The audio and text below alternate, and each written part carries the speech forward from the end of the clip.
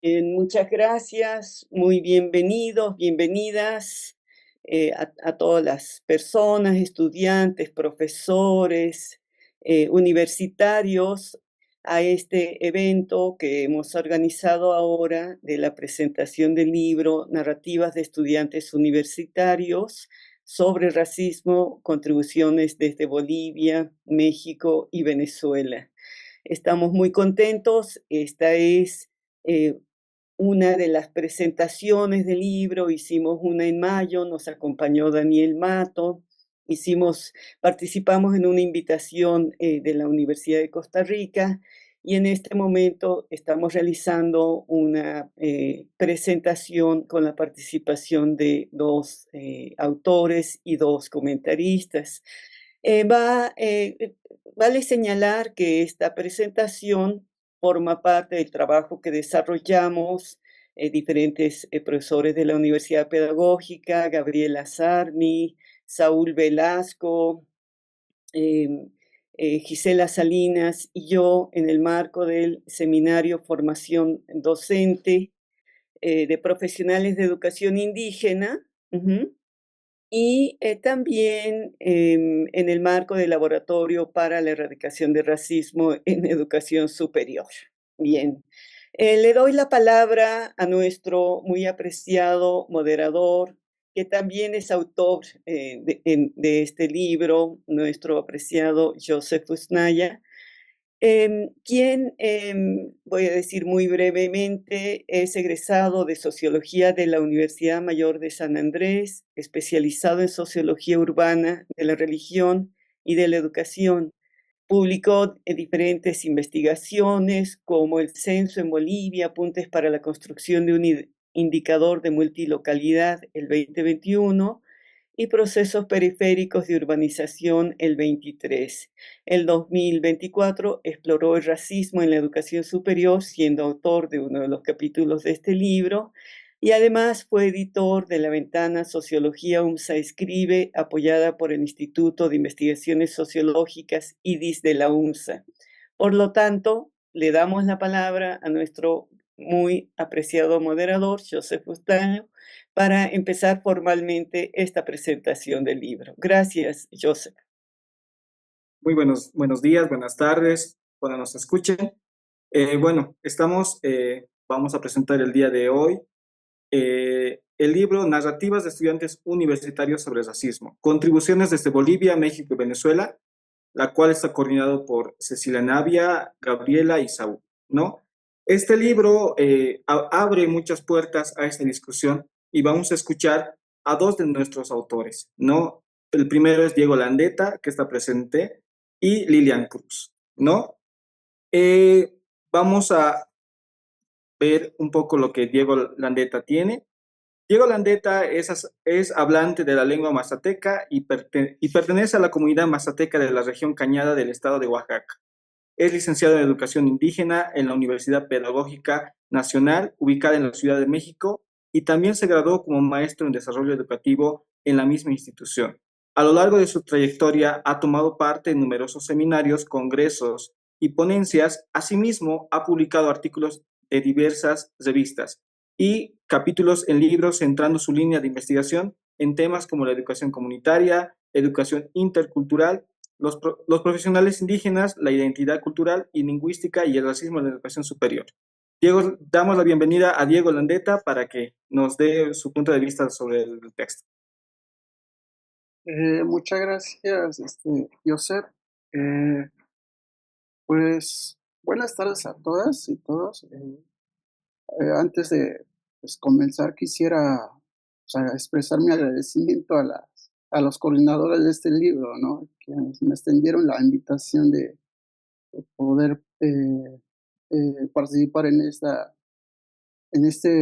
trabajo, ¿no? Y especialmente a la doctora Gabriela Sarni, a la doctora Cecilia Navia y por supuesto al doctor Saúl Velasco, quienes también nos acompañan en este conversatorio, ¿no? Pues en esta ocasión mi participación se centrará en ofrecer algunas reflexiones acerca de cómo se presenta el racismo en la educación superior, ¿no? A partir de las narrativas de los estudiantes indígenas y afrodescendientes que contribuyeron en este trabajo.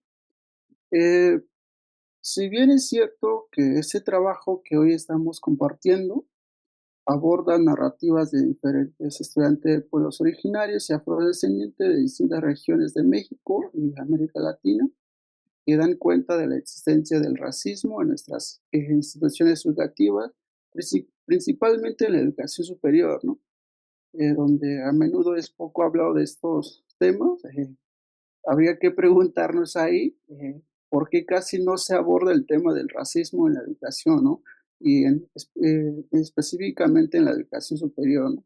Podría ser porque el tema resulta incómodo, ya que deja profundas huellas y heridas en las personas, o tal vez porque en algún momento de mi vida he actuado de manera racista, lo que me lleva a querer evitarlo, o también podría ser que al no haber sido Co- objeto de discriminación, no sienta que el tema me concierne, o simplemente que percibamos el racismo como un problema que afecta únicamente a sectores históricamente racializados, como los pueblos originarios y las comunidades afrodescendientes. Pues efectivamente en este trabajo evidenciamos, nombramos lo que no se nombra en las cotidianidades de las universidades, ¿no? Como es el caso del racismo y la discriminación. Pues este fenómeno ha dado lugar a la racialización y a la exclusión de los estudiantes indígenas que transitan en la educación superior, ¿no? Sabemos que este sector en particular ha sido históricamente invisibilizado y se les ha negado el acceso a la educación superior, ¿no? Incluso desde la época colonial, en el siglo XVI, ha sido y sigue siendo considerados como inferiores, y desde el periodo postrevolucionario ha sido asimilado desde la educación bajo la lógica del mestizaje con el propósito de consolidar un Estado-nación, ¿no? Dado que en la actualidad eh, las universidades aún perpetúan ese colonialismo interno que menciona Rodolfo Esteban Cave, se siguen produciendo y reproduciendo en sus planes de estudio, en las prácticas pedagógicas, en los métodos de evaluación, que siguen siendo estandarizados sin tener en cuenta el contexto sociocultural y las condiciones educativas que los estudiantes indígenas atraviesan en su comunidad de origen, ¿no? Además, la manera de realizar investigaciones continúa operando bajo una lógica colonial, donde los objetos se consideran meros objetos de estudio en lugar de interlocutores que poseen sus propias formas de conocimiento, las cuales son, son tan relevantes como el saber experto producido por la ciencia científica, utilizando el término de Michel Foucault. De este modo, al poner de manifiesto el racismo y la discriminación que hemos experimentado como estudiantes de comunidades indígenas, también estamos señalando que las universidades en esencia no son espacios neutrales, más bien perpetúan las desigualdades sociales. Estos espacios a menudo sienten que la presencia de estudiantes indígenas y afromexicanos representan una amenaza, ya que a estos grupos históricamente se le ha visto como un obstáculo para la modernidad o la consolidación de un Estado-nación. De acuerdo a las experiencias compartidas por los estudiantes de pueblos originarios y afromexicanos que contribuyeron en este libro, se enfatiza que el racismo y la discriminación se manifiesta a través de características fenotípicas como el tono de la piel, la textura del cabello, la altura, la vestimenta, etc. Esto se traduce en que la manera en que uno se viste puede influir en el trato que recibe, e incluso el uso del huipil puede convertirse en un motivo de discriminación, ¿no? Además, la forma en que estos estudiantes se expresan en español, que en muchos casos es nuestra segunda lengua, es a menudo deslegitimado al interior de las universidades, En otras palabras, el acento o el estilo de hablar en español de un estudiante de pueblos originarios es frecuentemente estigmatizado como un mal español, lo que suele generar burlas entre sus compañeros no indígenas como parte de algunos profesores y estudiantes de la universidad. Algunos estudiantes de pueblos originarios de este trabajo argumentan que los egresados de programas e instituciones denominadas de muchas maneras como indígenas, interculturales, comunitarios o comunales enfrentan segregación o discriminación racial. Esto indica que un estudiante que proviene de un programa de educación indígena o de una universidad intercultural suele ser objeto de discriminación y segregación en comparación con un estudiante de carreras como pedagogía, medicina o psicología, etc. Eso significa que la discriminación no se debe únicamente a su formación académica, sino que también llevan consigo una designación que conlleva un estigma inherente a estos programas. Sabemos que en la sociedad mexicana y en otras regiones de la República Mexicana, el término indígena se asocia con sectores pobres, con menos desarrollo, inferiores, que no hablan idiomas sino dialectos, temas que también se replican en la educación superior, ¿no? De acuerdo con mi experiencia y junto con mis pares, en este caso los estudiantes indígenas que hemos transitado a la educación superior, es evidente que en el plano epistemológico, las lenguas originarias, así como las prácticas y conocimientos de los pueblos indígenas, son vistos en las universidades como símbolo de barbarie, salvajismo y atraso. Este fenómeno, a mi entender, es racismo epistémico que persiste en las instituciones de educación superior, ya que no se da cabida a otras formas de conocimiento. Como ha señalado diversos investigadores, a lo largo de la historia de las universidades, el currículo y las prácticas pedagógicas han favorecido un enfoque eurocéntrico, lo que ha llevado a deslegitimar otras maneras de conocer, ¿no?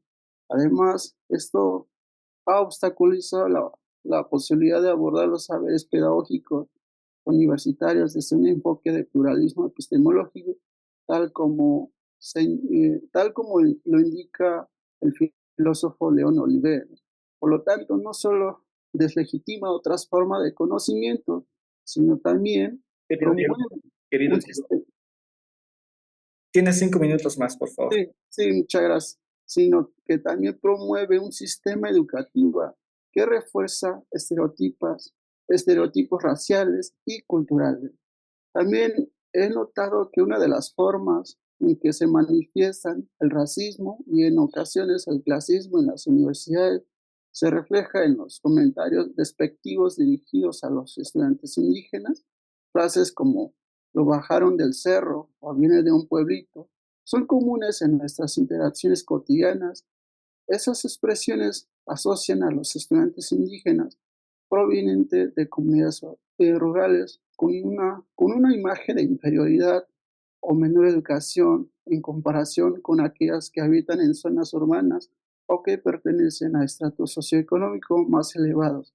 Eso se replica en las universidades, lo cual se convierte en un desprecio hacia quienes vienen de un pueblo originario o comunidad afromexicana.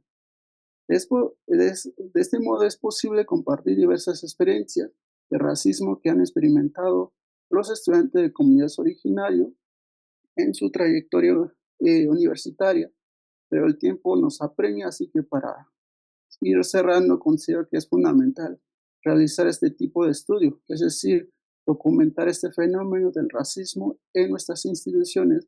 Como mencioné al principio, ¿no? A menudo se habla poco sobre el racismo y la discriminación en las universidades y en las instituciones de educación superior. Incluso llega a naturalizarse su existencia, lo que representa un grave problema para los estudiantes indígenas, provocando desventajas en su rendimiento académico y afectando su bienestar emocional y autoestima. Entendiendo que los problemas no son los estudiantes indígenas ni los afrodescendientes, el problema son las propias instituciones que han mantenido el sesgo colonial eurocéntrico en su modo de organización, así como sus prácticas pedagógicas y su forma de hacer investigación. Por lo tanto, ese trabajo donde convergen distintas miradas, sentires y voces de sujetos cuyos derechos han sido vulnerables, en este caso los estudiantes de pueblos originarios y afromexicanos, nos debe incitar a reflexionar nuestras prácticas pedagógicas, la forma en que nos relacionamos con esa diversidad de estudiantes que ingresan en las universidades, así como debemos desaprender esas prácticas racistas y discursos discriminatorios desde una pedagogía antirracista. Es necesario poner de manifiesto las expresiones racistas despojadas del tejido social, así como también es necesario evidenciarlo desde sus raíces para poder actuar en consecuencia. Y ya para concluir, quizás para erradicar el racismo estructural que permea en las universidades, sea fundamental que ese tema se integre de manera transversal en todos los niveles educativos y no solamente en las universidades. Además, es crucial reconocer y abordar los conocimientos disciplinarios a partir de una pedagogía antirracista y un pluralismo epistémico, lo que permitiría enriquecer y ampliar el debate académico. De este modo, se podría incluir lo que Boaventura de Sousa Santos denomina sociología de la ausencia, es decir, aquellos conocimientos, prácticas y realidades que han sido deslegitimados por el eurocentrismo y el capitalismo. Muchas gracias. Muchas gracias, Diego, por ese aporte tan magnífico, ¿no? Ahora vamos a dar la bienvenida a Lilian Cruz. Ella es egresada de la carrera de Sociología de la Universidad Mayor de San Andrés de La Paz, Bolivia. Es auxiliar de docencia de la materia Sociología Aplicada en la UNSA, activista feminista del colectivo Las Martinas de la ciudad de La Paz y el Alto. Sus líneas de investigación son sobre la muerte y la cultura, economía y el mercado, organizaciones sociales, feminismos y género. Algunos títulos publicados son Certificados Forenses del 2020 y Prácticas, Discursos Racistas entre Estudiantes Universitarios en Bolivia, en coautoría del presente libro. Damos la bienvenida a Lilian Cruz. Gracias, muchas gracias, Joseph. Un saludo. Bueno, antes que nada quisiera yo agradecer, ¿no?, aquí a Cecilia, a Saúl y a Gabriela por ser los coordinadores del texto y también darnos el espacio. Entonces, voy a ir desarrollando un poco las ideas centrales que se ha tomado para la realización de este artículo, que titula, ¿no?, Prácticas y discursos racistas entre estudiantes universitarios en Bolivia. Bueno, para contextualizar un poco la introducción, es que dentro de la Universidad Mayor de San Andrés se manifiestan diversas formas de racismo en que se legitiman a través de la dominación social, que se hace de forma simbólica con actos o comentarios donde sobreponen juicios de valor, gestos, desacreditación de actividades, prejuicios y estereotipos en las relaciones cotidianas de interacción y socialización entre los estudiantes dentro de los predios universitarios. La relevancia de este tema es que como dentro de la universidad es un espacio formador, ¿no?, y también refleja las desigualdades sociales y por ende el objetivo del estudio de la investigación ha sido identificar y analizar, ¿no?, las diferentes manifestaciones de racismo en discursos y prácticas dentro de la universidad entre estudiantes. Y un poco, ¿no?, la metodología que hemos abordado para realizar esta investigación ha sido el enfoque cualitativo narrativo y con una recolección de datos en base a entrevistas de estudiantes de las diferentes carreras y de las diferentes facultades, ¿no?, de la Universidad Mayor de San Andrés. Las categorías analíticas que hemos tomado en cuenta para este estudio es la exclusión social, la segregación y la discriminación. Bueno, voy a hablar un poco sobre los hallazgos, pero no voy a hacer muy spoiler, así que esto va a ser una invitación para que puedan ir a leer un poco más sobre el texto de narrativas. He tenido 3 hallazgos que, como ya lo había mencionado, de acuerdo a las categorías, es la exclusión social, la segregación y discriminación. Un poco en el análisis del primer eje es la exclusión por afinidades ideológicas y políticas, que eso refleja, ¿no?, un racismo político territorial Además, mencionar que el artículo ha sido escrito en un contexto donde Bolivia estaba pasando por una crisis sociopolítica del 2019, donde ha destapado así un sinfín de discursos y prácticas dentro de los estudiantes por la ideología política. Además que dentro de este acápite está el sentido de superioridad que también los estudiantes narraban, ¿no? Y al igual que eso es una forma de cómo se manifiesta el racismo.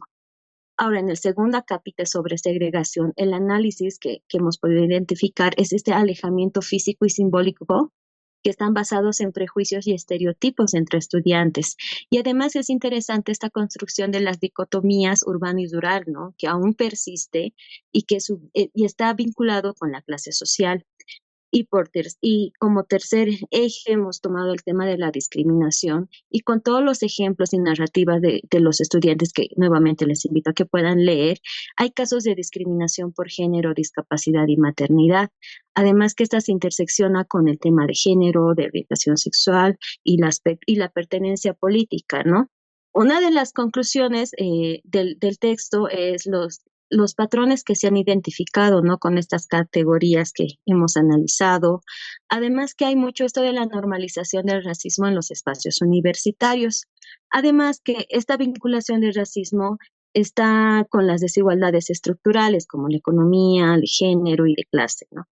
Y lo que se debe hacer dentro de la universidad es generar estos espacios de debate y concientización en la comunidad universitaria, tanto para el estamento estudiantil como también para el estamento docente y administrativo. Bueno, a modo de reflexionar y ver un poco de los aportes del artículo, analizamos el racismo como un fenómeno estructural, simbólico y cotidiano dentro de un espacio académico como es la Universidad Mayor de San Andrés de la ciudad de La Paz, y también que destaca las dinámicas de exclusión, segregación y discriminación. Por ende, uno de los aportes es la visibilización del racismo cotidiano, ¿no? Que dentro de la universidad la universidad a menudo es idealizado como neutral o meritocrática, pero se reproduce también estas desigualdades sociales y jerarquías culturales. Ahora, en tema de la intersección de factores estructurales y subjetivos, el artículo combina el análisis de carácter objetiva, como es el color de piel, el origen territorial, el nivel económico, con los subjetivos, que es el prejuicio, el sentido de superioridad, el capital, ¿no? Que también es una forma que lo han demostrado dentro de sus narrativas. Esto va a permitir entender el racismo como un proceso multidimensional que articula entre género, territorio, política, etcétera. Y también la crítica a las instituciones educativas como agentes de inclusión, ¿no? Ya que aunque la UMS ha implementado una serie de becas para tanto compañeros que no tienen economía o son indígenas, se les da becas, pero estas no llegan a abordar, digamos, las prácticas simbólicas de exclusión y discriminación dentro de la universidad. Además que es bien interesante que dentro del artículo también sale en esta perspectiva de colonial implícita, ¿no? Que se reflexiona cómo este legado colonial sigue influyendo en la percepción del tratamiento de los estudiantes indígenas, rurales o de otros sectores populares de Bolivia. Y además que el racismo territorial y político refleja aún esa continuidad del pensamiento colonial en las dinámicas sociales contemporáneas. Bueno, aquí ya entrando un poco a la reflexión, ¿no? Desde que hemos escrito este artículo y hasta ahora es la primera que desde la interseccionalidad que implica reconocer cómo estas desigualdades no son unidimensionales, sino que se construyen y se refuerzan a través de múltiples ejes o sistemas de opresión que interactúan entre sí. Y una de ellas es la universidad como espacio de reproducción de desigualdades, porque es necesario cuestionar, ¿no? la supuesta neutralidad, lo que decía el compañero, dentro de estos espacios académicos y asumir que está de alguna manera influenciada por las dinámicas sociales externas, lo que exigimos es las transformaciones estructurales y culturales dentro de estas instituciones académicas. Además, la invisibilización de experiencias complejas, ¿no? El racismo, el clasismo, el sexismo, no actúan de forma aislada. Las personas que enfrentan estas formas de exclusión son las que se entrelazan como ser mujer, indígena y madre, ser estudiante del área rural y activista político. Entonces, estas experiencias suelen ser invisibilizadas, reducidas a categorías simples y no reflejan pues la complejidad de las opresiones que se vive. Además, una reflexión también es la importancia de la autocrítica colectiva. El artículo también llega a revelar cómo los mismos estudiantes pueden reproducir estas dinámicas de opresión dentro de estos espacios universitarios, porque ya están internalizados y ya están perpetuos. Pero lo que nos lleva a esta reflexión es que sí tenemos que tener una autocrítica colectiva, tanto como estudiantes, como docentes, como administrativos dentro de la universidad, porque son los tres actores que están, ¿no? Dentro de toda esta interacción académica y todo lo que se reproduce dentro del racismo. Una reflexión también que me ha llevado mucho es pensarlo desde la interseccionalidad, porque nos va a invitar a reflexionar sobre cómo podemos transformar los espacios académicos en lugares que no solo son reconocidos por las diferentes formas de racismo, sino que también actuemos activamente para desmantelar las múltiples formas de exclusión y opresión.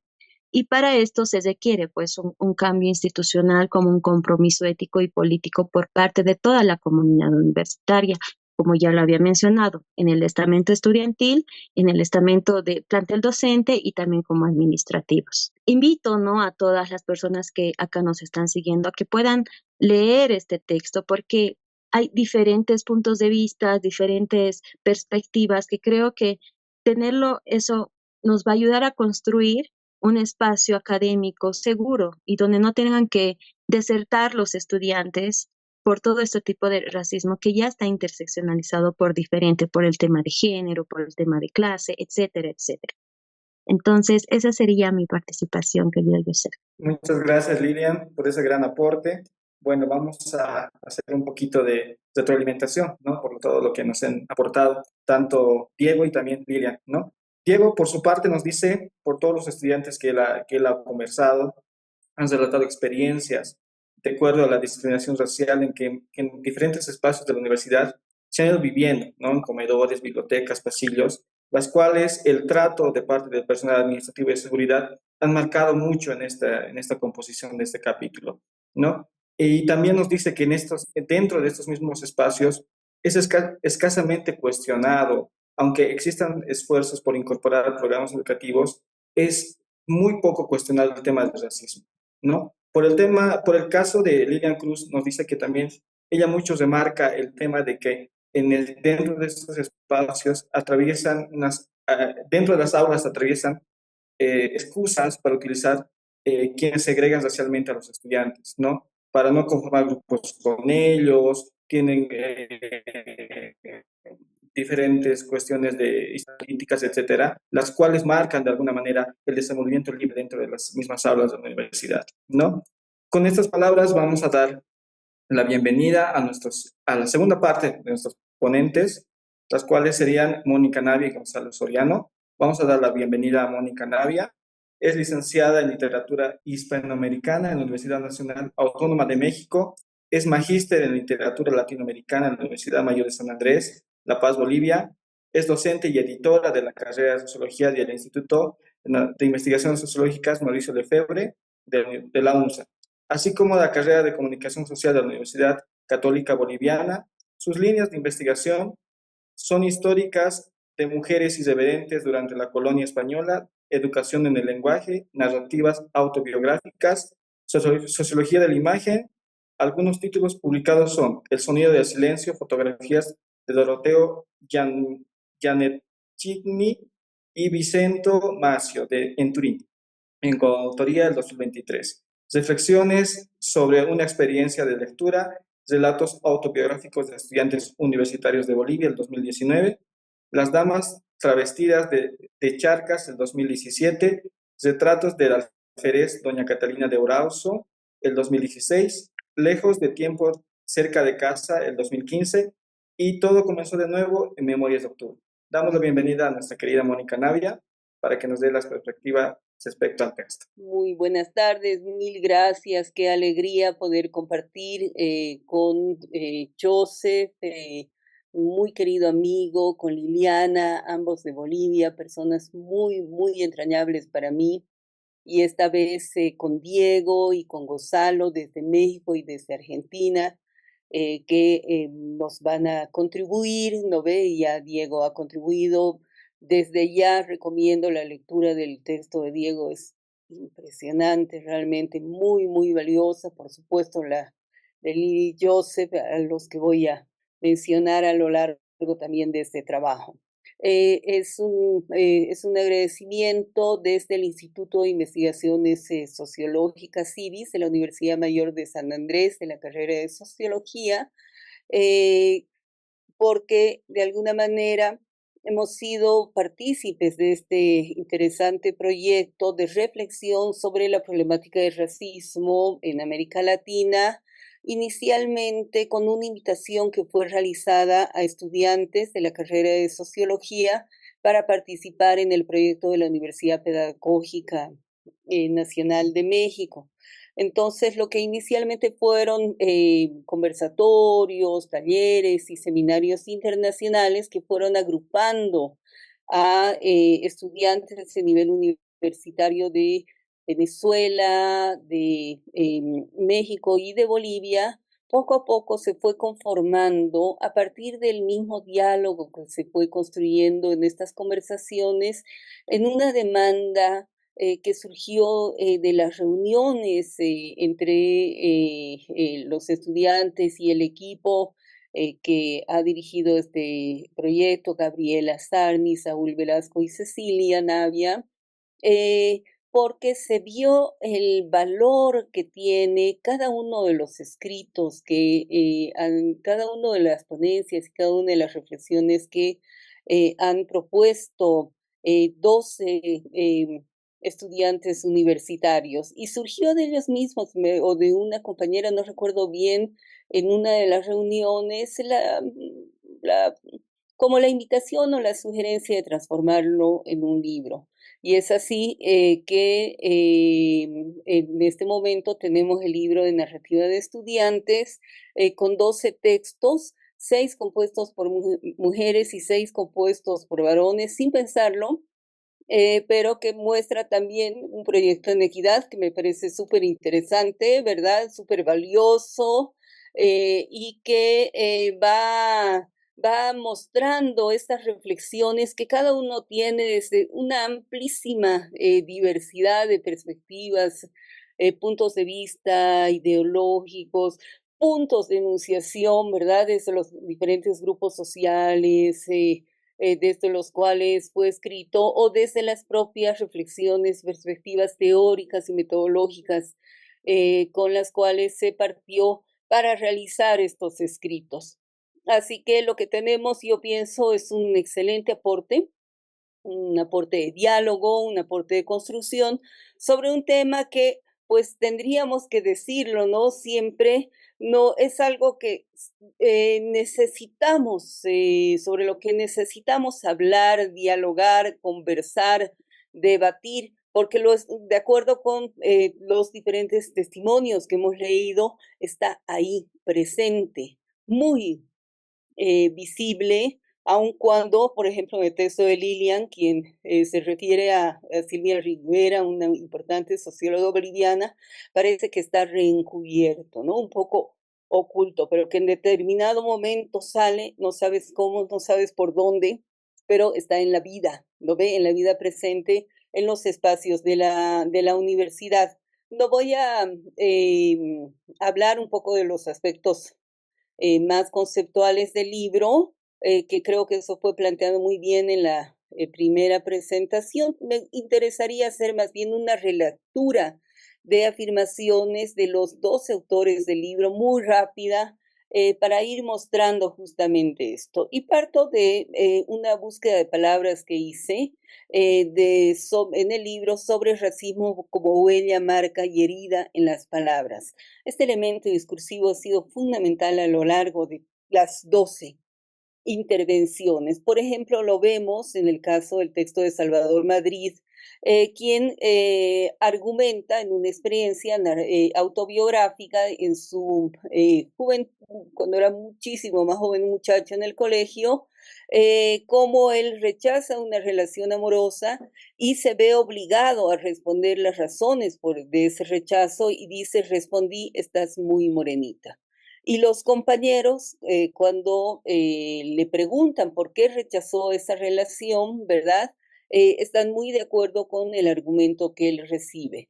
En ese sentido, es un racismo que se recibe o que uno mismo puede practicar, dice Salvador, en la familia, en la comunidad, como algo normalizado, que no nos permite dar cuenta del daño profundo, dice Salvador, que hace a su comunidad. Esos daños suelen ser irreversibles y para siempre dejando huella en su pasado.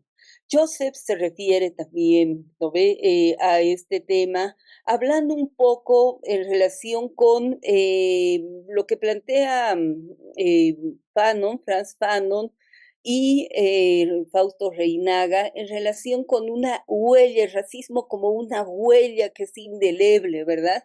Y que se lo puede ver en la constancia de las relaciones sociales en diferentes espacios de la universidad, incluso de una universidad y en un país, como plantea el mismo Joseph, como el de Bolivia, que se ha planteado como un país anticolonial, decolonizador, conformado como un Estado plurinacional, diverso, y en el que terminamos también de alguna manera resbalando, sino cayendo en una serie de gestos y actos políticos, ¿no ve?, de violencia racista.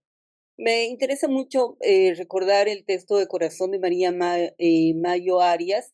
Les invito a leerlo. Es una mujer chol de Chiapas, México, quien escribe sobre el efecto de las palabras dichas y silenciadas de su comunidad. Y ella recuerda lo siguiente: hace un par de años me causaba hasta vergüenza hablar o el simple hecho de decir cuál es mi lengua materna. Es impresionante cómo ella habla de que los compañeros no le dirigían la palabra solamente en el colegio, solamente porque era indígena. Ella brinda un ejemplo de la vida, de su experiencia, que lo leo. Hubo una ocasión en la que me encontraba en la fila del banco para pasar a cobrar una beca y mi abuelo logró verme y se acercó a hablar conmigo, pero en lengua chol, a lo que no respondí.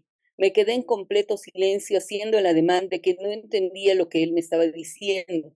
Él es un sabio y rápidamente se percató de lo que me estaba ocurriendo y comenzó a hablarme en español. Tiempo después, ya en la reflexión, digamos, de su misma formación, se dio cuenta que eso no era lo que ella ni siquiera deseaba ni su comunidad y decidió ahora hablar con él en chol en todos los espacios como un acto de resistencia y como un acto de fortalecimiento de su identidad. José Guadalupe Landeta Ortega menciona también cómo escuchó en su estancia en la maestría expresiones de rechazo a los estudiantes indígenas en el espacio universitario, como menciona Joseph de manera tan pertinente, ¿no? Escuchaba cómo hablaban mal, descomponen el español como marcas o estigmas. Justamente José Guadalupe tiene un apartado que se llama Señalamiento y Equitación hacia el estudiante y profesional indígena y recuerda cómo estos adjetivos ¿no?, eran el pan cotidiano de lo que señalaría muy bien Lili, segregación, exclusión al interior de de la propia universidad. Natalia Celada, quien también es de Bolivia, en ese momento se encuentra en Flaxo, México, haciendo una maestría, indaga sobre este problema y menciona lo siguiente: habla de un silencio que es condescendiente con la exclusión. Así como señala Diego, como ha mencionado Lili, o en el texto de Joseph y otros textos, hay palabras que hieran, hay palabras que marcan, hay palabras que estigmatizan, ¿no ve? Y que crean como que fortalecen, digamos, una identidad en esta compleja relación del estigma que menciona también un rato a Goffman, pero ella habla un poco de cómo en una universidad privada en la ciudad de La Paz, Bolivia, veía como una compañera siempre estaba en el silencio, más bien procurando no hacerse ver, procurando no hablar, porque en el fondo, pues tampoco había un espacio que se le otorgue para tomar la palabra. Y menciona Natalia que la única vez que la había escuchado hablar fue en una exposición. ¿Lo ve? Y según las expresiones después de que ella había hablado de sus compañeros, la impresión que se tuvo de la exposición de esa compañera es que esta estudiante nunca aprendió a hablar bien el castellano. ¿Lo ve? Y todos la apodaban la naca. Justamente está hablando Celada de este concepto de Silvia Rivera de la violencia reencubierta, ¿no ve? Donde pareciera que el racismo permanece en escondido hasta que de un momento sale. Alison Spedding, desde Bolivia, que hace también reflexión sobre esta problemática, afirma que el racismo es sobre todo un problema social, que se confunde un poco el racismo con un problema social, ¿no ve? Pero los datos que están presentándose en este libro nos están hablando de algo que es mucho más allá de un problema social. Entonces, Joseph menciona que incluso, siguiendo un poco esta reflexión en Natalia, este problema del racismo puede habitarse en un espacio de olvido y naturalidad. Esta metáfora me pareció sumamente fuerte y sumamente importante, que seguramente Joseph posiblemente puede ir anotando. Es decir, el deseo es una voluntad de olvidar. En esa naturalidad es posible asumir que debemos olvidar que estamos un hecho histórico, incluso en un estado plurinacional, ¿verdad? Juan Diego Landeta nos menciona cómo el uso del español está legitimado como una forma, prácticamente como un hábito cultural en la universidad. Lo tenemos aquí con nosotros y vuelvo a reiterar la invitación a seguir su trabajo. Pero a la vez también puede ser fuerza, resistencia e identidad fortalecida. José Alberto Reyes de Oaxaca, México, recuerda, por ejemplo, cómo fue discriminado en la Universidad Pedagógica Nacional de México en un programa que además se denomina un programa de educación indígena. Y él dice, recuerdo, por ejemplo, que se rieron de nosotros y que nos miraron de mala manera. ¿Cómo pongo esto en palabras?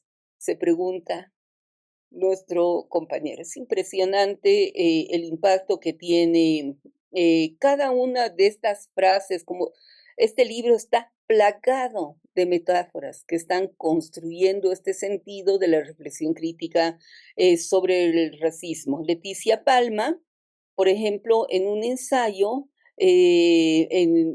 titulado La voz de los estudiantes afro dentro de los espacios universitarios ante el estigma, muestra y hace esta reflexión y dice, nos dimos cuenta que para redactar este texto comenzamos a escribir de manera separada, un nosotros no afrodescendientes y un ellos los afrodescendientes señalándonos. Entonces, esto está dentro, digamos, de esta estructura de las palabras, dentro de la forma de discurso. Lilian Rosario Cruz, que nos acompaña en este momento, eh, escribe con el título de Prácticas y discursos racistas entre estudiantes y universitarios en Bolivia. Es impresionante el modo como ella ha podido ver a partir de una metodología muy interesante. Ella ha hecho un seguimiento, ha entrevistado estudiantes no solo de la carrera de sociología, sino de otras carreras de la universidad, para poner en evidencia lo que ella llama formas de exclusión social, segregación y de discriminación que terminan, querida Lilian, pues convirtiéndose en todas estas formas de violencia simbólica que tú muy pertinentemente has reconocido en tu trabajo. No sé si voy a continuar porque no sé cuánto tiempo me queda, pero en todo caso, lo que yo sí pienso que es importante es lo que en general los estudiantes que son autores de este libro precisan, la necesidad de las conversaciones, la necesidad de hablar sobre esto. Corazón de María dice, incluso asumir formas de entablar de conversaciones y la llama un momento mínimo para hablar, aunque sea sobre el problema del racismo. Es decir, no solamente es hablarlo, aunque sea lo, lo más breve, lo más poco que se diga, es fundamental y es necesario. Es un espacio que debemos nosotros asumir como una conquista, diría, de la palabra de los estudiantes universitarios en este libro, porque ellos están no solamente poniendo en evidencia lo que posiblemente muchas otras investigaciones y muchos otros saberes, digamos, ¿no ve? Que están a lo largo de este enorme discurso anticolonial han puesto en evidencia, sino el hecho de metaforizar y el hecho de formular una construcción política de la necesidad de ponerle palabra a ese silencio, esa palabra mínima, esos fragmentos necesarios, esa visibilización de la discriminación y de todas las formas de violencia simbólica que estamos habitando nosotros en el espacio de las universidades en América Latina. Espero que algunas de estas citas, que lamentablemente no he podido leer muchas más, puedan invitar a lectores y a lectoras a acceder al libro que se encuentra online y vuelvo a reiterar la gratitud de la Universidad Mayor de San Andrés a la Universidad Pedagógica de México, de la carrera de Sociología y el Instituto de Investigaciones Sociológicas por participar en este proyecto. Muchas gracias. Muchas gracias, querida Mónica. Nos has dado un vistazo general. No nos has spoilado todo el libro, pero sí nos has dado un vistazo general. Bueno, damos la bienvenida a Gonzalo Víctor Humberto Soriano. Él es profesor de Ciencias de la Educación y especialista en Derechos Humanos por la Universidad Nacional de Salta, diplomado en Metodología de Investigación en Humanidades por la Universidad de Buenos Aires, la UBA, doctorando en Ciencias de la Educación por la Universidad de Buenos Aires, docente regular en la asignatura de Investigación Educativa de la carrera Prof. y Lic. En Ciencias de la Educación, Facultad de Humanidades, Universidad Nacional de Salta, becario doctoral del Consejo Nacional de Investigaciones Científicas y Técnicas en el Instituto de Investigaciones en Ciencias Sociales, Humanidades de la Universidad Nacional de Salta. Sus líneas de investigación son juventudes rurales, indígenas, diversidad cultural, educación y universidad, desigualdad y migración. Damos la bienvenida a Gonzalo Soriano, que está presente en sala. Bueno, buenas tardes a todos y a todas. Es un honor y un compromiso reconocer y agradecer a quienes han hecho posible la realización de este libro, a los organizadores, a las organizadoras y a todos los y las autores y autoras de los capítulos, por la valiosa contribución que tiene, ¿no? Al principio le comentaba a Cecilia y a Gabriela que este libro me permitió también llevarlo a otros espacios que de alguna u otra manera me interpela o nos interpela desde diferentes lugares. Yo le estoy hablando desde el norte de Argentina, desde una zona que se considera un lugar de frontera, donde también de alguna u otra manera atravesamos las diferentes dimensiones o condiciones que presentan, en este caso, las experiencias de los y las estudiantes. Y de este lugar también me permito leer las experiencias de estos jóvenes y también llevar adelante una breve apreciación al trabajo que han realizado. Este libro que nos invita a dar la voz a aquellos y aquellas que sufren el racismo en las universidades es un ejercicio necesario, sensible y urgente para comprender la realidad que enfrentan o que hemos enfrentado muchos y muchas estudiantes indígenas en los espacios de educación superior. Y aquí me quiero detener en dos elementos que presenta el libro con suma potencia. Y en primer lugar, uno tiene que ver con el dispositivo que llevaron adelante, en este caso las coordinadoras, y por el otro lado, profundizar el lugar que ocupa el racismo en la educación superior. me detengo en trabajar quizás o en reflexionar sobre el dispositivo, porque considero también que es una de las herramientas fundamentales que tenemos, quienes trabajamos también en la educación superior, para llevar adelante un trabajo de reescritura reflexiva, ¿sí? Con el uso también de marcos teóricos, y desde ese lugar reflexionar, explorar cuáles son aquellas marcas de desigualdad, explorar también el racismo desde una perspectiva crítica y académica. Y esto creo yo que aporta una profundidad al análisis y ofrece también bases sólidas para la discusión. En este sentido, el enfoque que trae consigo el dispositivo de trabajar con las experiencias, y particularmente desde un enfoque de la introspección, o introspectivo, invita a que, en este caso, estudiantes puedan compartir vivencias personales y que recupera o aporta una dimensión humana y emocional al estudio. Este balance que se puede dar entre las lecturas teóricas sobre lo que puede ser el racismo en diálogo con las experiencias vividas es crucial, ya que permite de alguna u otra manera conectar con otros modos de ver y de pensar a la vida académica con las realidades cotidianas, en este caso de los sujetos que se encuentran implicados, ¿no? En este sentido hay como un enfoque integral y que es un enfoque de gran acierto, pues creo yo que favorece un análisis rico y diverso, reflejando por un lado la reflexión académica y cómo las experiencias concretas de las personas también pueden ser leídas o interpretadas de diferentes lugares. Y aquí, al momento de leer y detenerme en el dispositivo, en lo que promueve también como dispositivo el análisis de esta experiencia, pensaba en qué papel ocupa la experiencia en el proceso de formación. Y acá digo esto porque la experiencia no es solo un conjunto de vivencias pasadas, sino, como decía al principio, una herramienta potente para quizás comprender la realidad y para transformar esa comprensión a través de la escritura reflexiva, que es lo que han realizado los autores, las autoras de este libro.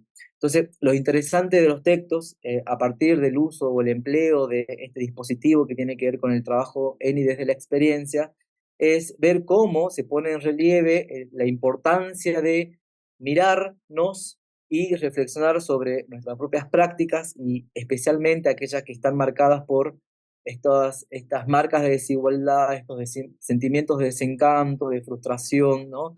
Que son sentimientos que de alguna u otra forma también vienen atravesados por esta idea de las marcas racializadas, por estos microracismos que sin dudas nos hemos encontrado atrapados en esos recuerdos dolorosos, ¿vieron? Y en ese sentido, el libro nos propone ese ejercicio también de distanciamiento, que al objetivar esas experiencias por las cuales uno pudo haber atravesado, también permite una reformulación de las mismas y en ese sentido, reescribir una nueva historia y en función de eso generar acciones para revertir situaciones iniciales o pensar en este caso intervenciones o un escenario un poco más equitativo, más democrático, más real. En ese sentido, me parecía como interesante recuperar el valor que tiene trabajar con las experiencias y sobre todo cómo a partir de la escritura reflexiva es crucial reconocer los complejos condicionantes que nos afectan. Ya Mónica hace un momento acaba de dar cuenta cuáles son los elementos que presentan cada uno de los capítulos y pensaba en cómo estos elementos de alguna u otra forma también convergen ciertas circunstancias sociales, políticas, personales, que influyen de alguna u otra manera en nuestra manera de ver y entender el mundo y que eso es necesario para poder ser comprendido en su totalidad aquellos otros escenarios o aquellas otras experiencias por las cuales uno trabaja. En ese sentido, creo yo que como sujetos que también estamos atravesados, asignados por tramas de desigualdades, pensarnos para luego poder vincularnos desde otro lugar con otros sujetos, me parece un trabajo de suma importancia que debemos de transitar. Entonces, creo yo que solo cuando somos capaces de identificar estos condicionantes, es decir, estas marcas, esta herida, lo que decía recién Mónica de las marcas, las heridas, las huellas indelebles que recuperaba de lo que decían varios autores, también nos va a permitir reformular nuestras historias y entender mejor los contextos en los que vivimos, en los que trabajamos para, en función de eso, llevar adelante otras acciones posibles, es decir, poder construir otros mundos posibles, como dicen otros autores o autoras, ¿no?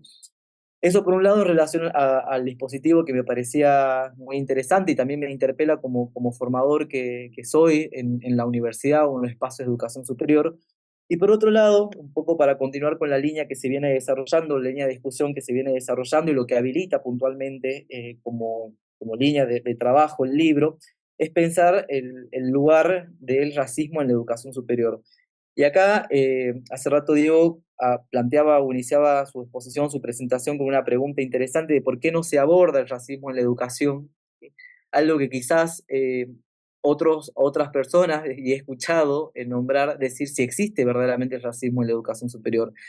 Y obviamente son preguntas que no son sencillas, ¿sí? Son complejas, pero que la realidad que hemos enfrentado y que han enfrentado muchos y que enfrentan muchos estudiantes, muchas estudiantes indígenas particularmente, nos obliga a reconocerlo. Digo, acá hay una obligación de reconocer porque hay ciertas prácticas y ciertos discursos que se encuentran presentes dentro del escenario universitario de forma tangible, de forma intangible, ¿sí? Donde de alguna u otra manera entreteje estas microagresiones, ¿sí? En actitudes que muchas veces pasan desapercibidas para algunos, algunas, pero que marcan la vida de aquellos, aquellas que la sufren o de las que hemos sufrido. Es sensible, es una pregunta muy delicada y sobre todo, como también veníamos hablando, que recuperaban los autores, las autoras, es reconocer el racismo en la educación superior y reconocer el racismo en las experiencias muchas veces también es doloroso, ¿sí? Por eso creo yo que es imperativo que las intervenciones que uno pueda hacer, tanto académicas como sociales, se realicen con ética, respeto, y sobre todo cuidado hacia estudiantes sin hacer de ese sufrimiento quizás también una mera estadística, una mera política de marketing, y eso también lo tenemos que discutir en términos de qué hacemos como academicistas, ¿no? Dentro de las universidades. El libro, de una u otra manera, presenta en profundidad o nos plantea una mirada cruda y directa en lo que no se guarda en silencio acerca de lo que es el racismo. Hablar de racismo en la educación superior es a menudo incómodo, ya lo dijeron las compañeras, los compañeros que pusieron recién, nos obliga a enfrentarnos a una realidad que hemos aprendido a ignorar o a minimizar, ¿sí? Pero los textos que presenta el libro, lejos de ser simples testimonios, ¿sí? No solo sobre experiencia de los y las estudiantes, sino también sobre las estructuras y actitudes que se perpetúan, ¿sí? Dentro del espacio universitario. Sí considero que también, como decían hace rato, decía Mónica, que este libro es un material que merece ser presentado, divulgado y tener la divulgación que tiene y sobre todo de tener el reconocimiento en todos quienes se encuentran transitando una instancia de formación docente, es decir, que sea de lectura obligatoria, porque es imprescindible que aquellos y aquellas que formamos o quienes van a formar a futuras generaciones también comprendan cuál es la magnitud que tiene esta problemática del racismo. Es decir, convivimos con el racismo y aún sigue siendo un tema al que le ponemos demasiados límites cuando hablamos de su aceptación y reconocimiento. Y acá sí considero que la educación superior o quienes estamos en la educación superior también debemos de continuar generando estos espacios de trabajo, como por ejemplo la promoción del reconocimiento del racismo en nuestra experiencia y también de otros espacios de inclusión y de formación para todos y todas. Es decir, un espacio donde podamos de alguna u otra manera también habilitar a que podamos discutir y especialmente a quienes se encuentran atravesando por distintas marcas o de desigualdad, como decían recién una compañera, no solamente por una cuestión o una dimensión étnica, sino también de género, de clase, que de alguna u otra manera nos sitúa dentro de las lógicas hegemónicas occidentales en una relación subalterna. Entonces, por ahí pensaba también en las lecturas que venía realizando de los capítulos del libro, si es posible pensar una educación que no sea cómplice del racismo, ¿no?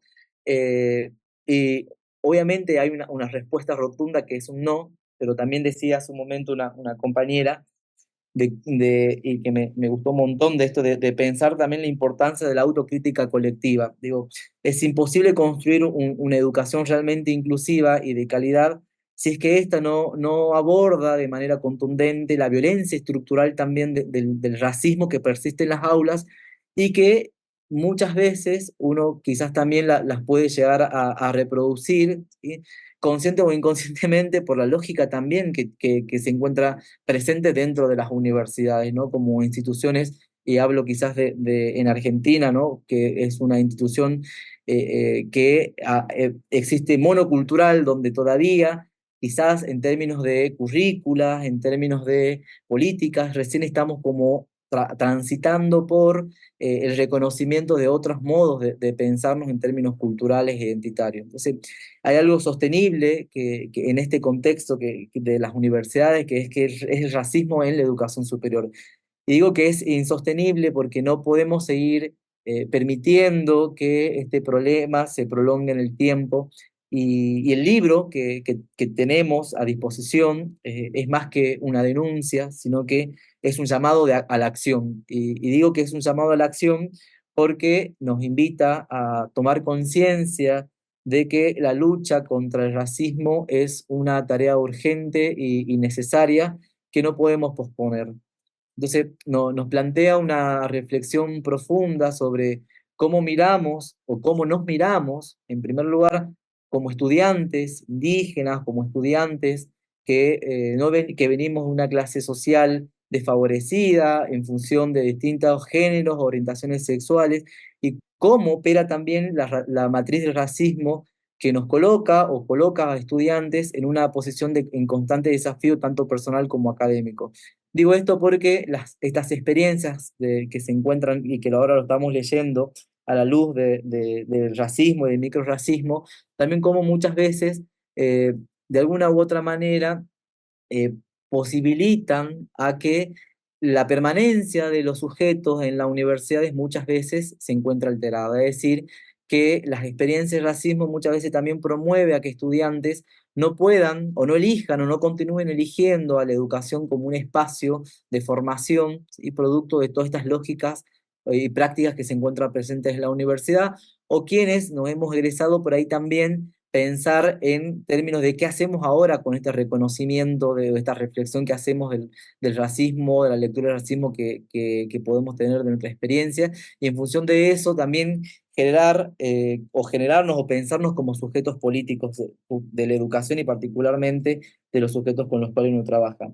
Y es que pienso esto también en función de lo que decía recién Mónica, del acto o de la potencia que tiene el conversar, y también lo veo como un acto político, ¿sí? Porque hablar del racismo implica pensar que el racismo no solamente se vive o se pasa en las aulas, sino también en esas otras microexperiencias que suceden en la vida cotidiana, y ver cómo lo que sucede en la vida cotidiana también es un reflejo de lo que pasa en las aulas y viceversa, ¿no? Entonces, aquí está presente en las políticas, en los espacios de poder, en la distribución de recursos, en las prácticas cotidianas, como decíamos recién, que dan forma a todo esto a un ambiente universitario que muchas veces se encuentran plasmado, cargado de estas condiciones de desigualdad. Entonces el racismo en su forma más brutal, por decirlo de una manera, opera en todos los ambientes, ¿sí?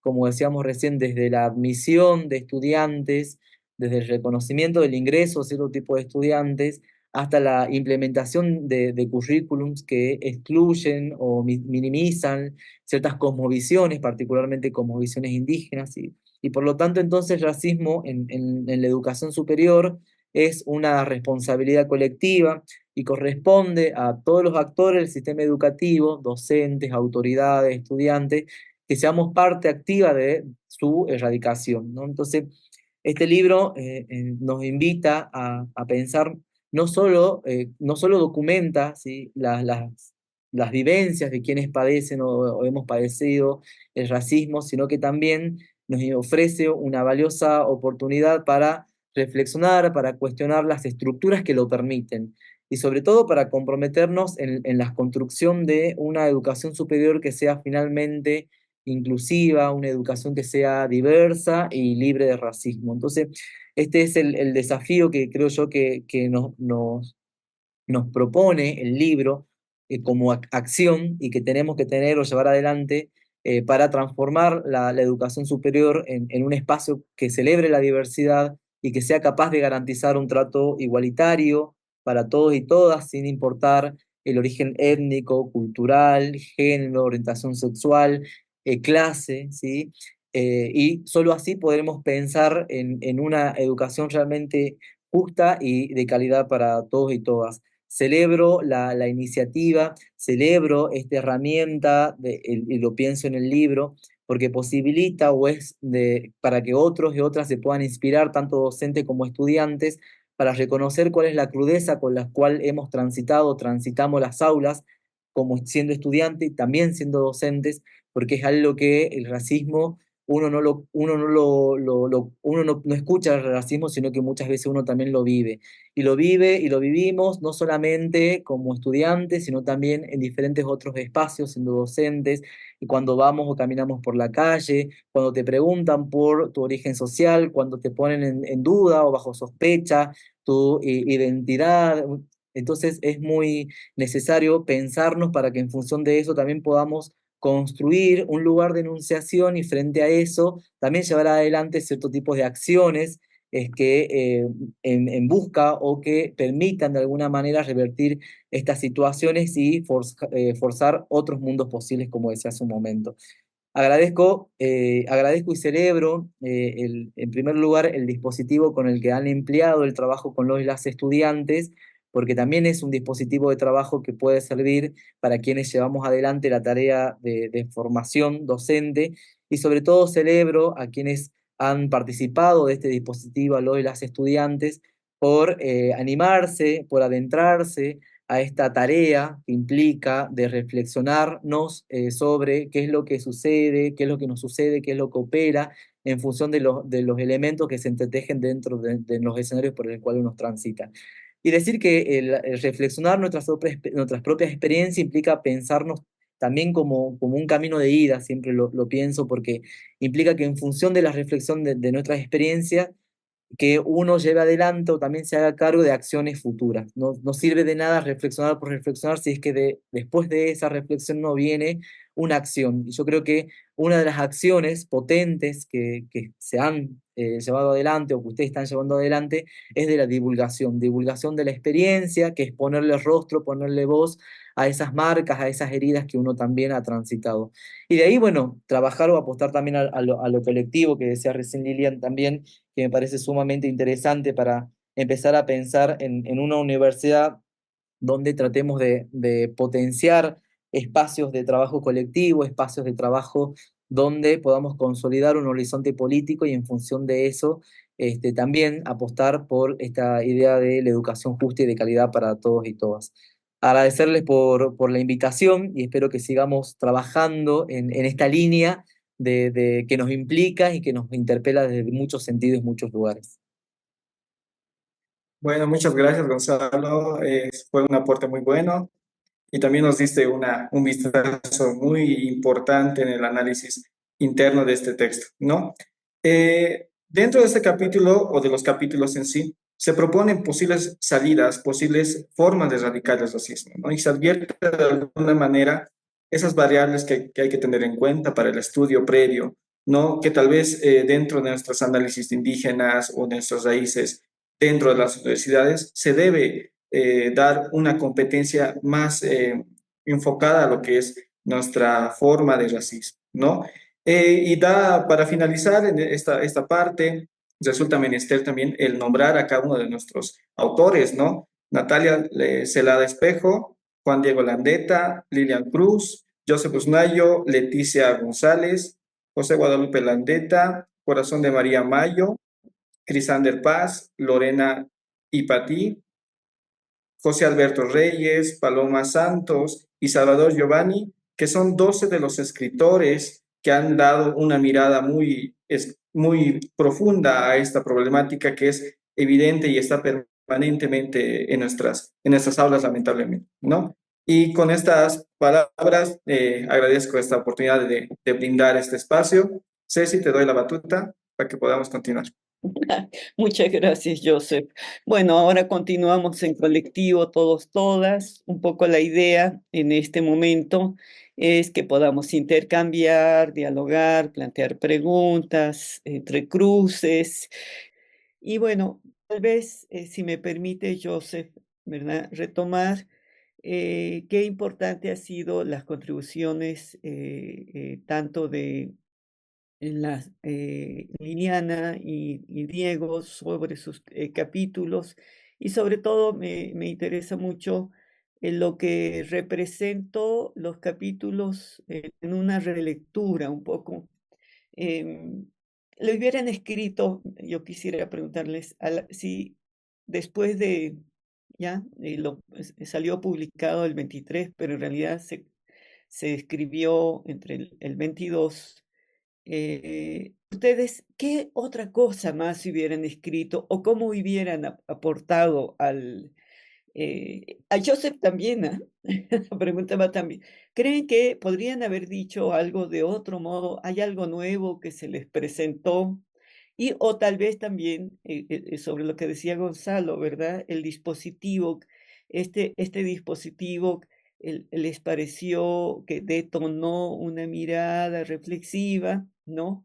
O lo que planteaba Mónica, en qué medida estas huellas, heridas profundas, pudieron detonar también nuevas maneras de mirar. La mirada de estas huellas, ¿verdad? Pudieron detonar nuevas maneras de mirar el racismo en las instituciones de educación superior.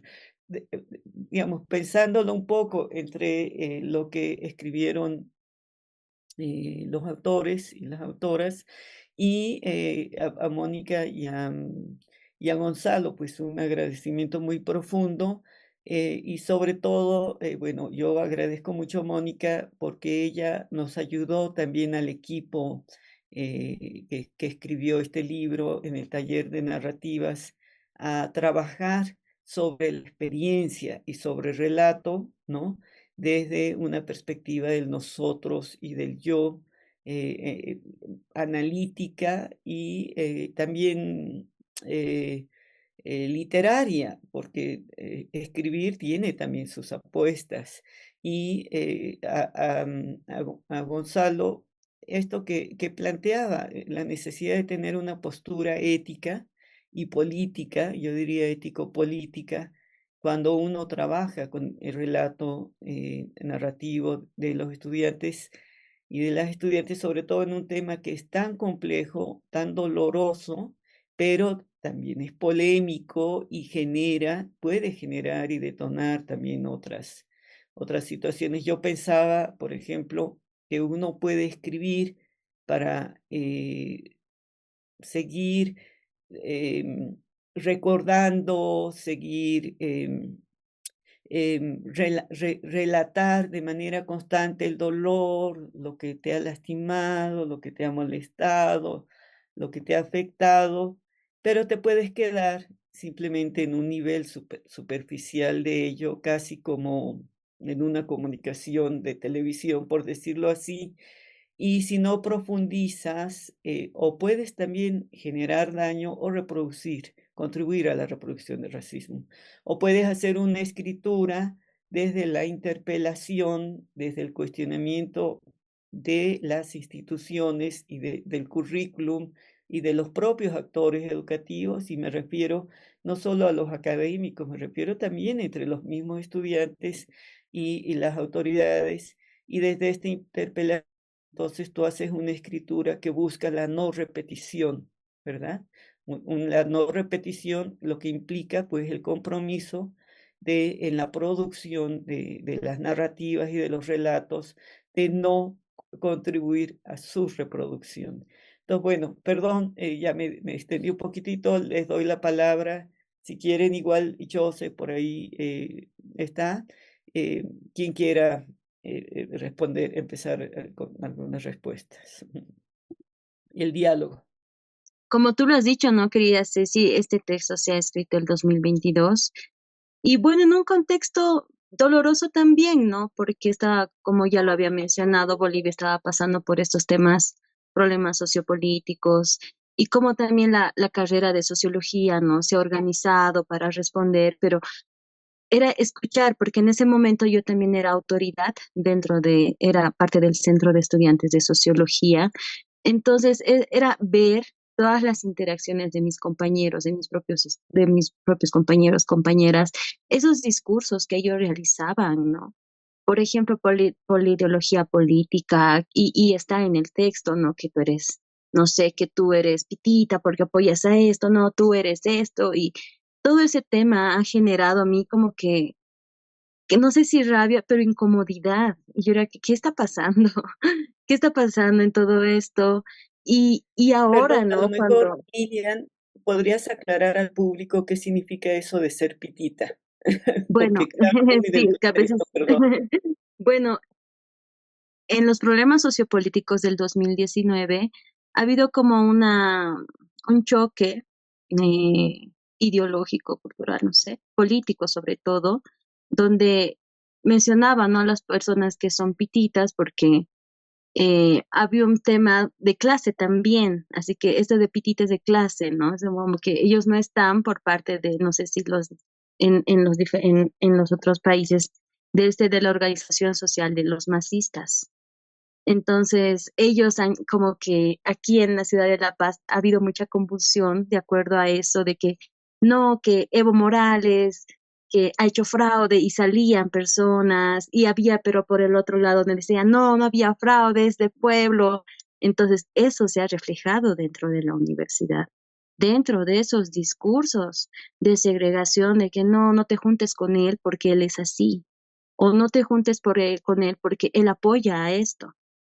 Entonces, y se ha normalizado en ese entonces, ¿no? Todos estos discursos bien racistas, por el contexto también, que ahora, si actualizamos los datos y estos temas de discriminación política, por ejemplo, se ha transformado también, ¿no? Porque a ámbito político, la organización social del MAS también se está dividiendo y eso también genera otros discursos de que tú eres parte del Evo, porque Evo es creo que presidente del MAS, que Luis Arce, el actual presidente. Entonces, todo eso está generando y hay pues discursos dentro de la universidad que están tomando lados de un lado y del otro y el contexto en el que he escrito ha sido ese del 2019-2021. Ahora, bueno, ¿no? De leyendo el artículo me doy cuenta y por eso también he hecho mucho énfasis a la interseccionalidad, porque no solamente se cruzaba el tema de la ideología política, también había casos dentro de las narrativas de género y de todos estos sistemas de opresión también, ¿no? Que nos dan a nosotros las mujeres y a los hombres también por el sistema capitalista, las clases, ¿no?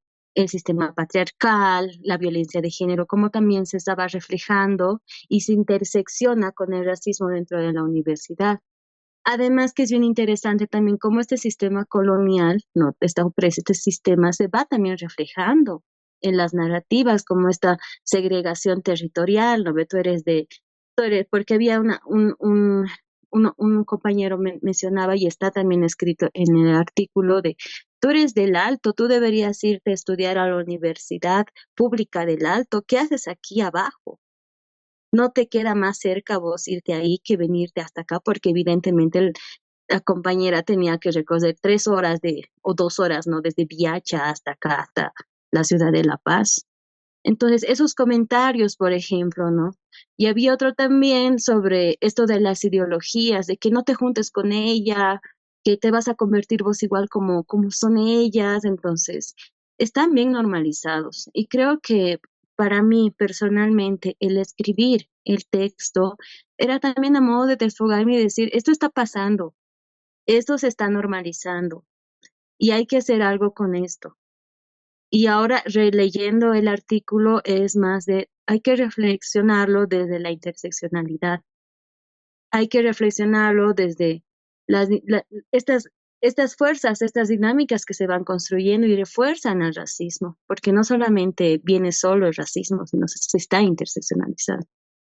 Eso, eso podría yo complementar, Diego. Muchas gracias, muchas gracias.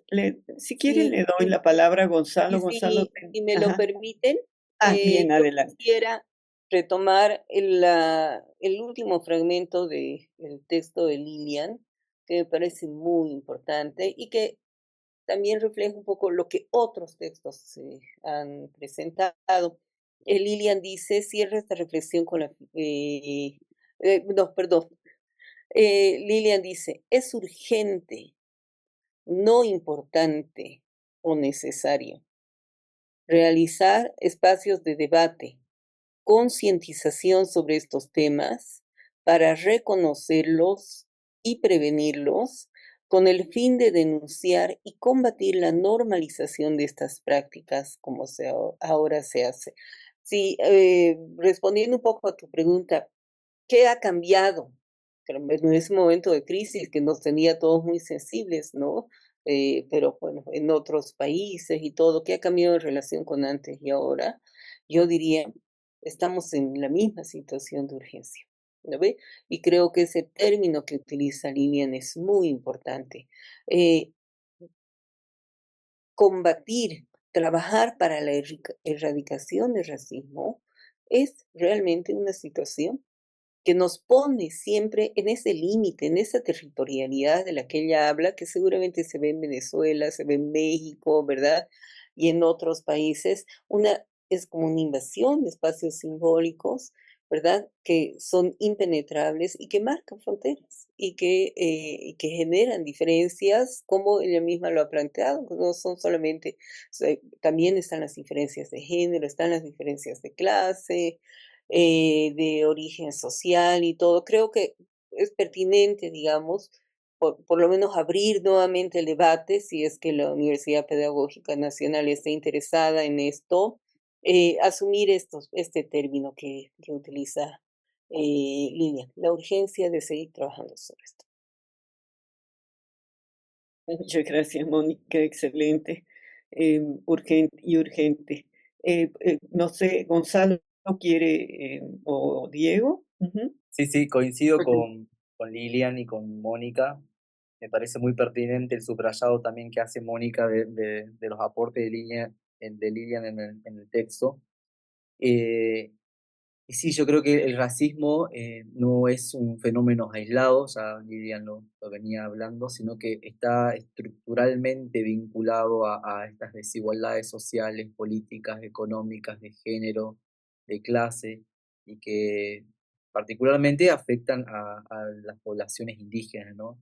Y cuando este racismo se reproduce dentro de la educación superior, lo hace en un contexto de exclusión, puntualmente, ¿sí? Que no solo es emocionalmente desigual, doloroso, sino que perpetúa la desigualdad. Y lo hace en estos términos, ¿sí? El racismo se focaliza en estos contextos de exclusión y así lo promueve y así se evidencia dentro en las experiencias por las cuales venimos leyendo o se encuentran presentes en los libros.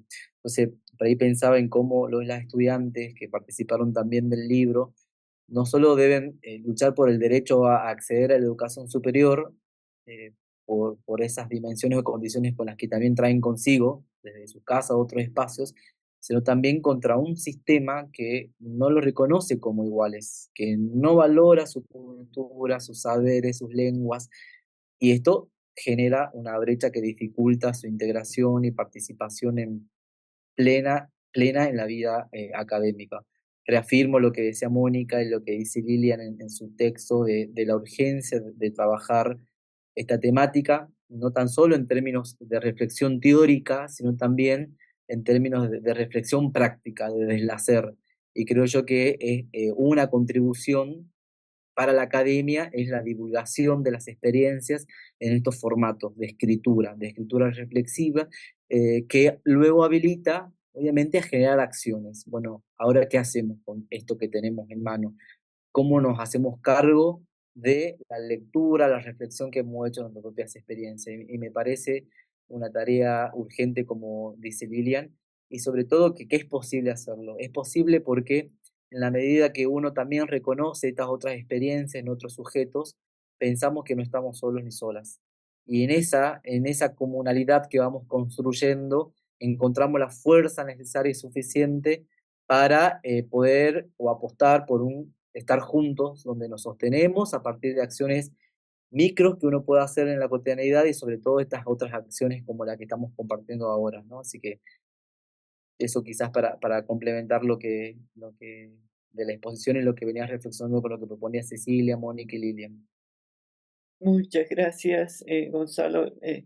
Le damos la palabra ahora a Diego para que hagamos ya un cierre, si les parece, porque ya estamos un poquitito en el límite de tiempo. Adelante, Diego. Gracias, doctora. Me parece que, o sea, todo los temas que ponemos o las temáticas que ponemos en este libro, en esta obra, pues creo que nos lleva a reflexionar desde nuestro lugar de enunciación, ¿no?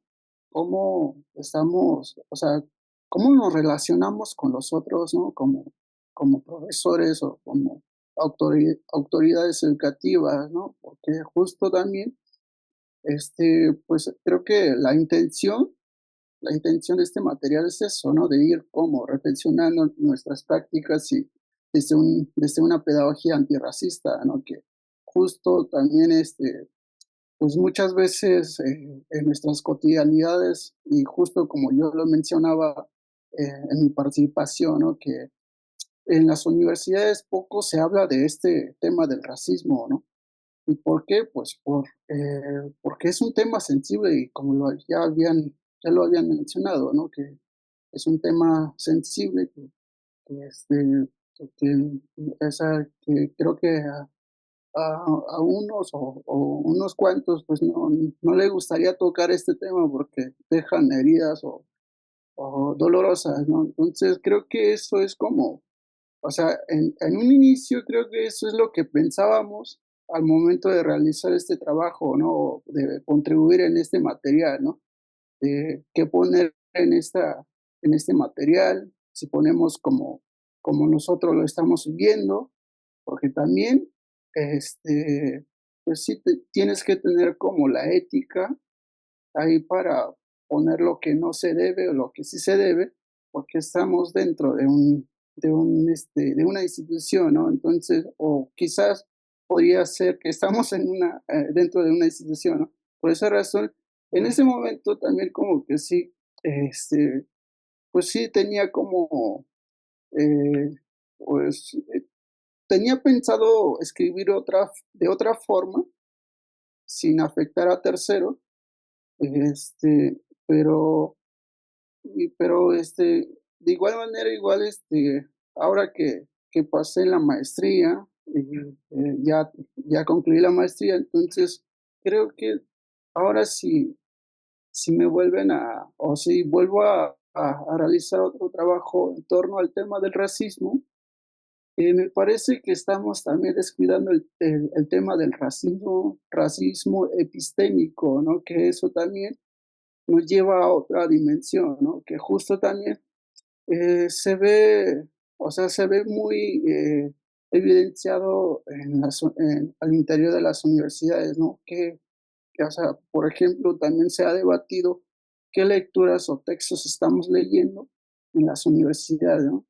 Si estamos incluyendo otras epistemologías como los de los pueblos originarios o estamos excluyendo, ¿no? Entonces creo que también ahí podríamos, o sea, si ahorita podría desarrollar un tema de racismo, podría partir desde el racismo epistémico al interior de la universidad, ¿no? Que también es un tema que no se ha tocado y sigue ahí, pero esto es como el racismo estructural que permea en las universidades, ¿no? Entonces, creo que en general, pues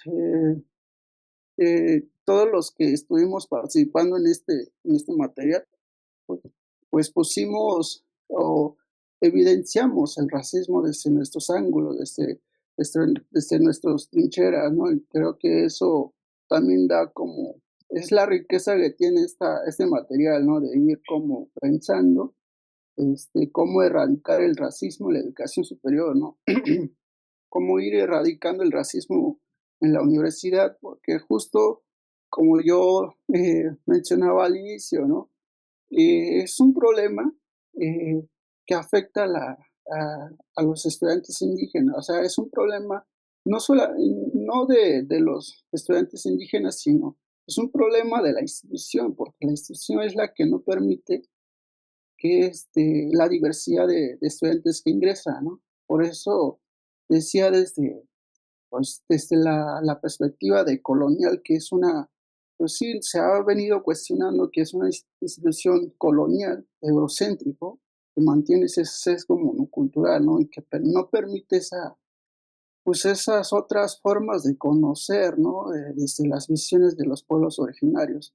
Entonces, también, algo que también se me viene en mente es también trabajar no solamente con los estudiantes indígenas, sino también con los estudiantes de otras licenciaturas considerados mestizos, ¿no? Porque igual eh, recuerdo que una vez me decían, pero solamente están trabajando con estudiantes indígenas.